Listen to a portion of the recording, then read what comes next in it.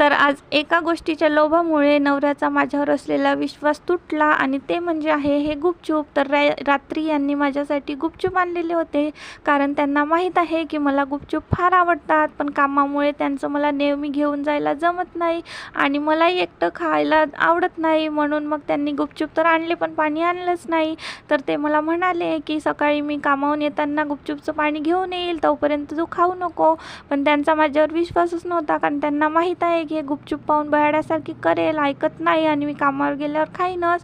मग काय, ते कामावर गेल्यानंतर पटापट मी सगळे कामे आटपून आंघोळ करून तयार झाली आणि दुकानात जाऊन सेव वगैरे घेऊन आली.